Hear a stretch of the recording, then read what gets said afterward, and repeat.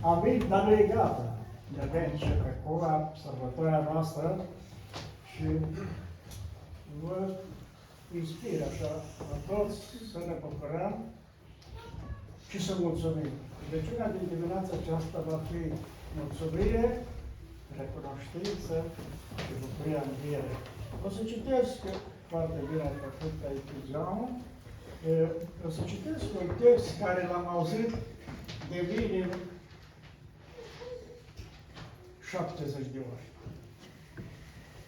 De când am început să pricep și venind la biserică și în fiecare an, și poate că m-am mers și a doua zi și a treia zi, undeva cum era așa pe vremuri, auzeam textul acesta, de învierea lui Iisus. Sunt convins că nu o să spun nimic din ceea ce ar vrea să spună fratele Ciprian. Dar dacă o să spun, sau o să amintesc ceva, eu nu știu ce i-a pus Domnul pe inimă, dar zic că Domnul să-l binecuvânteze și să ne poată vorbi și reaminti și noi să trăim din nou ceea ce trebuie să trăiască orice copil al lui Dumnezeu care simte bucuria aceasta a învierii. Evanghelia după Marcu, capitolul 4, spune așa: după ce a trecut ziua sabatului, Maria Magdalena, Maria, mama lui Iacov și Salome, au cumpărat peresme ca să se ducă să ungă trupul lui Iisus. O să mai citesc așa câte un verset și ieri am văzut un documentar, că sunt atâtea care vorbea despre femeile, prezenta cum femeile au mers la mormânt să vadă, să ungă trupul Domnului, ca evrei. Și interesant că soldații ăia care erau acolo au întrebat așa: dar de ce n-ați venit mai repede? N-ați avut timp? Că asta s-a întâmplat exact în dimineața când s-au descoperit ei că Domnul Iisus Hristos a înviat și nici nu mai era prezent acolo. Păi zice, ziua sabatului n-ai voie nici să cumperi, nici să vinzi. Ele aveau nevoie să cumpere uleiul și tot ce trebuia acolo ca să ungă trupul Domnului Iisus Hristos. Și, în fine, au făcut ei acolo o convenție, până la urmă au venit cu melodiile, cu un de lemn și constatarea lor a fost că nu avea pe cine să balsămeze. Domnul nu mai era acolo. Mă gândesc că și știm cu toții evenimentele, aceste 3 zile au fost sub o presiune și condensată de nemai întâlnit până atunci în istorie. Atunci când toată lumea, nu toată lumea, majoritatea cei care au strigat cu gură mare, răstignește, răstignește, că l-am văzut că într-adevăr a fost răstignit, au crezut că s-au încheiat lucrurile. Și mă gândesc, revin, ce-o fi fost în inima lor și în mintea lor când în dimineața învierii a constatat că de fapt Domnul Iisus Hristos a înviat. Nu s-au bucurat. Dar a fost mulți sau poate mai puțini care s-au bucurat cu adevărat. Acum spune cuvântul lui Dumnezeu, femeile ziceau una către alta: cine ne va prăvăli piatra de la gura mormântului? Eu care am crescut aici, lângă carieră, eu știu ce greutate are o piatră. Mai știu, ca să bagem mormântul, nu îți trebuie un spațiu destul de bun, o ușă aproape. Și mă gândeam în imaginația mea de copil, de când veneam la biserică, dar cum am putut să ridice un petroi cât ăsta? Eu știam că o piatră cât amvonul ăsta face un 3-4 de kg. Cam atâta le trebuie. Ca să constați și să aflu cu ani și ani, nu. După că de fapt piatra de la ușa mormântului era rotundă. Era rotundă și meșterii au răstăvuit acolo, au înțeperit-o și când n-a fost problema până la urmă cine o dă la o parte. Că aproape, zice Îngerul Domnului, scrie undeva, a venit și a dat piatra la o parte. Pentru că era planul lui Dumnezeu. Astea sunt lucruri istorice.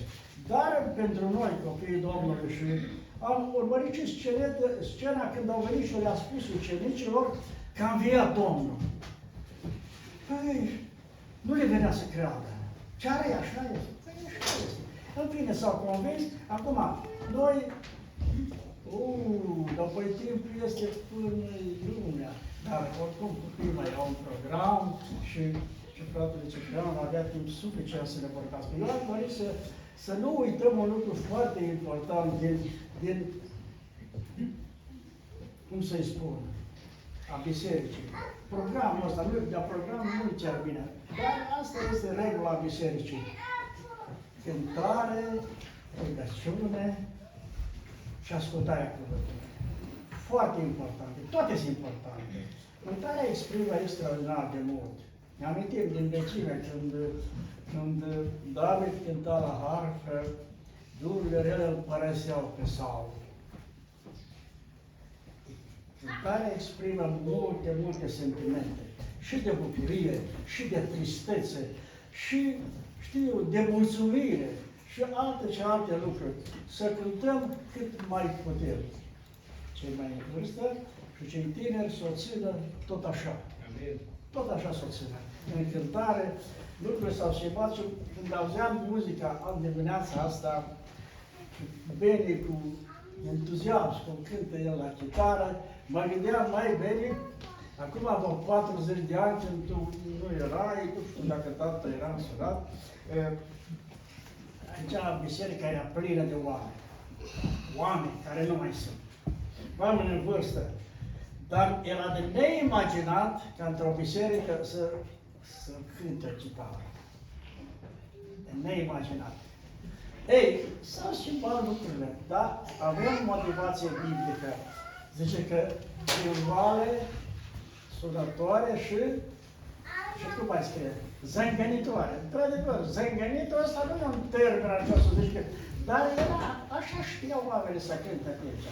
Dar probabil că inima lor era plină de bucurie și auditorul era satisfăcut. Da. Muzica împlinește și toate că și înviorează și dă și sănătate și sufletului și trupului. Acum, istoria o știți aici. Cum a vorbit, l-a întâlnit, într-o Evanghelie scrie că s-a întâlnit cu doi. În altă Evanghelie scrie că un tânăr. În fine, dar noi știm un lucru. Și istoria nu contenește să arate, acum și oamenii de știință au început să arate dovezi că nu se mai poate contesta așa ceva, nici nu se pune problema. Dar faptul că Domnul Iisus Hristos a înviat, a venit cu o altă lege, cu o altă învățătură, cu o altă speranță, cu o altă nădejde, ba mai mult o promisiune extraordinară, când s-a dus, s-a învățat la ce a spus, mă duc ca să vă pregătesc un loc.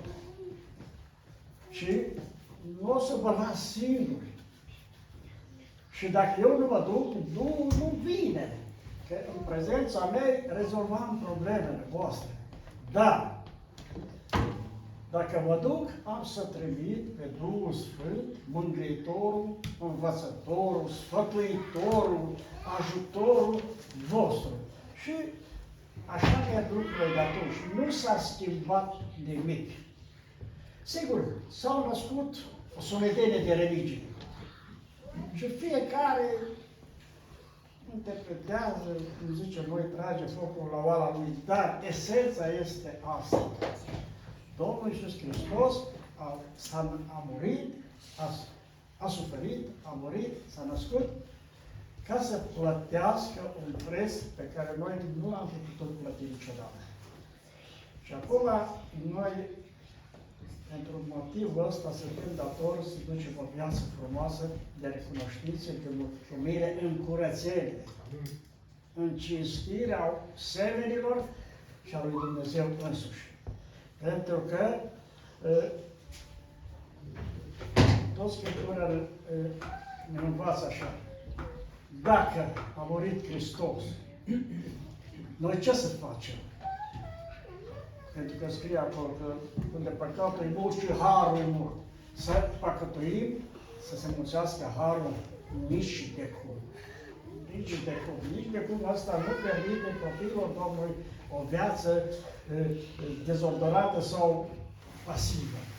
O viață activă de cinstire și de mulțumire la adresa lui Dumnezeu. Dragii mei, dimineața aceasta, asta se face. Cât mai mulți.